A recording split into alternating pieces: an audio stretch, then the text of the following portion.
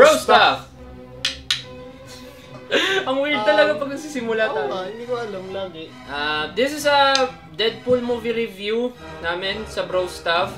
And mabilis lang na movie review to para hindi makakuha yung ano nyo, yung time nyo. Tapos ano, sa mga walang Valentine's dyan, binabati namin kayo.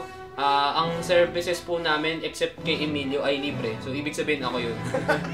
So, napanood namin yung Deadpool at ito yung mga gusto naming mga bagay at ayaw naming mga bagay sa kanya. Sisimulan namin sa mga gusto naming bagay sa Deadpool. And 3, 2, 1, go! Isa sa mga nagustuhan namin is yung linear siya sa plot ng comics. Yung origins, yung kung paano siya almost linear pala. Almost linear. Nakuha nila yung ilang parts nung origins ni Deadpool sa comics. Which is good for Fox, you know, the 20th century company. Para sa nag-o-own ng Deadpool license, naalala nyo naman yung X-Men Origins Wolverine, yung ginawa nila kay Deadpool doon. Ito yung magandang parang redemption ng Fox. At least, ginawa nilang tama si Deadpool. Unlike dun sa X-Men Origins Wolverine, hindi sa kino-compare namin yung Deadpool doon. Kasi malayo talaga eh. Malayo, iba eh.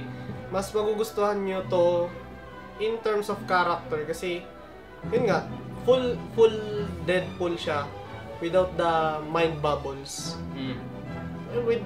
Syempre, pinalitan nila ng full-on fourth wall breaking. May fourth wall breaking, definitely. Sobrang daming fourth wall breaking, which is good kasi Deadpool nga eh. Yes. Well, nakakatawa siya. Sobrang comedy.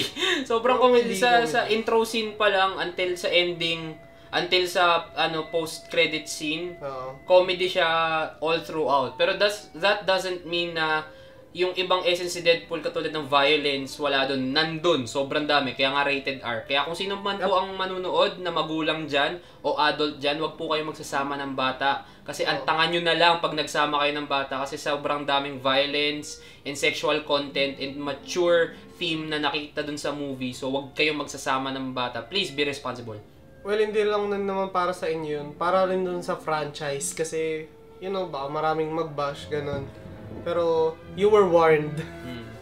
Nag-warning na kami sa inyo. Tanga na lang kayo kapag nagsama pa kayo ng 5-year-old na anak nyo o pamangkin nyo sa Deadpool movie. Well, yun. Sobrang daming comic book references galing sa X-Men tsaka sa mismong Deadpool comics. Kahit Avengers may slight reference sila eh. Pero syempre hindi nila pwedeng pangalanan. Kasi syempre magkaibang company yung may hawak. So copyright infringement. Pero sobrang daming references. Yung mga Easter eggs siguro. Hindi kami nakapag-Easter egg pa kasi hindi pa namin nahihimay yung mismong film kasi sa sinehan pa lang namin siya pinapanood.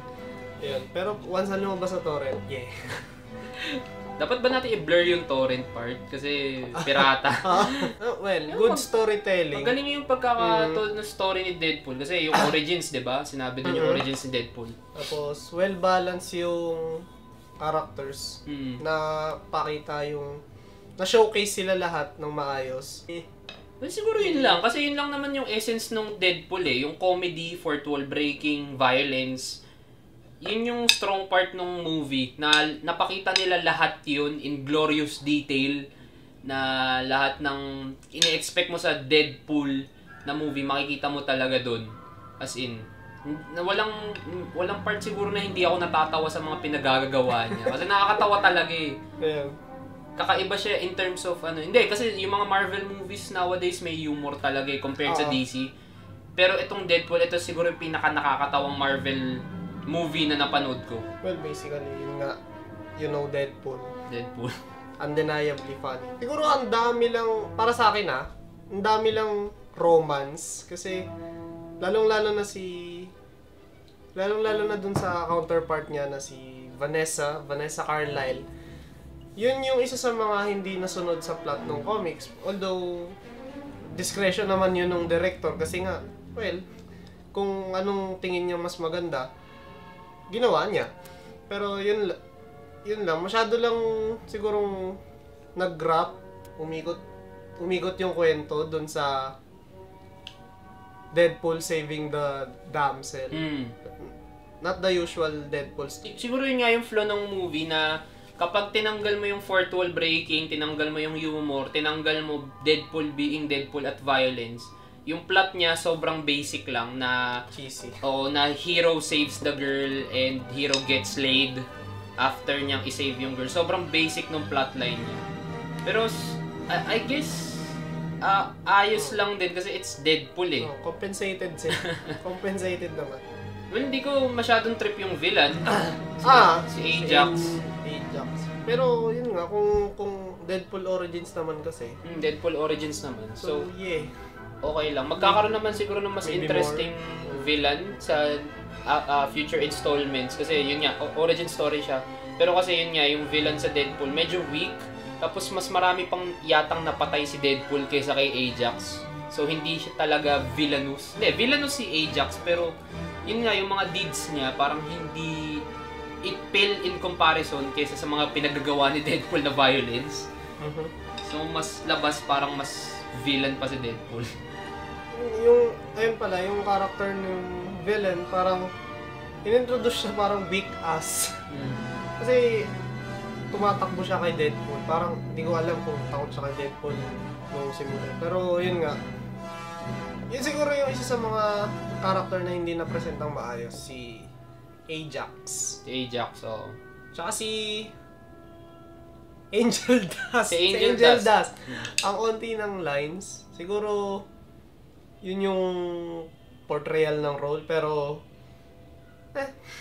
medyo yun nga, medyo bitin yung mga gusto sana namin makita pa kung ano yung iniisip ni Angel Dust. Hindi lang siya henchman na malakas, parang boss.